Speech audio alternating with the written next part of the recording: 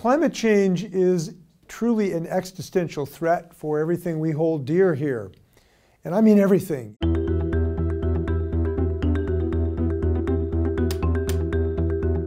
I've been a student of this for about 2 decades now, and I read the science literally almost daily about this. And unfortunately, the science is very, very clear on this. The kind of thing we saw in Paradise, California, a town of 25,000, was burnt to the ground. Buildings burnt right to the foundation. And climate change is going to make these forest fires so much devastating. In my state of Washington, the air quality was so bad because of forest fires, literally our kids could not go outside. We had to shut down our swimming pools, it was so bad. Houston was flooded. Miami Beach has had to build up its streets because of the rising sea levels. Iowa farmers have not been able to get out in their fields because of precipitation events. Ask the people of Cedar Rapids in Iowa who were flooded so bad a while back. It means more mudslides. Shoot, Oprah's house was surrounded by mud from mudslides. It means areas on our seacoast that will be inundated. It means more infectious diseases spread by mosquitoes that are spreading north now, like the Zika virus, and even ticks, which are coming into areas where they did not previously exist. The polar ice caps are melting. The acidity of our waters is increasing. I know young people get this big time because they understand what it means in their life. I have 3 grandchildren, and those grandchildren are going to not enjoy what I've enjoyed, which is to be able to hike in the woods, ski in the mountains, fish in the rivers. Every single one of those things is at risk.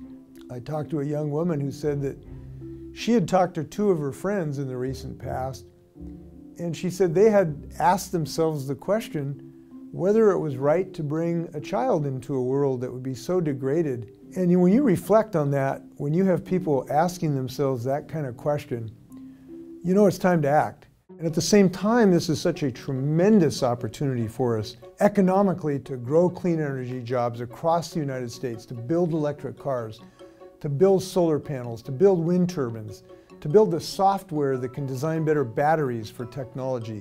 This is an economic growth opportunity for all generations in and for every state. If you care about health, this is a health issue.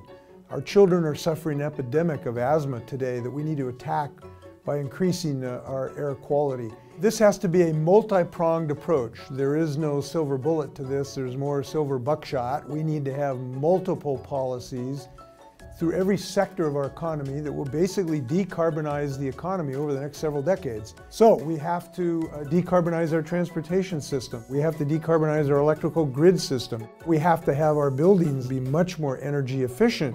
We have to help consumers get access to more energy efficient products.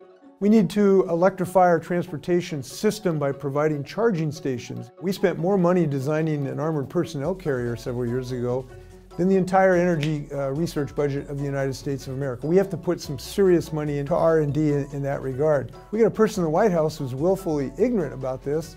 His statements have been frankly moronic on this. He said this weekend that if we have wind power, we can't have televisions.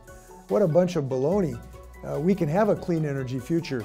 And he is still saying that climate change is a hoax. You know it's time to defeat Donald Trump. You know it's time to elect a president who believes in science and elect a president who is an optimist and a can-do person that can get things done. And I'm willing to take that task on.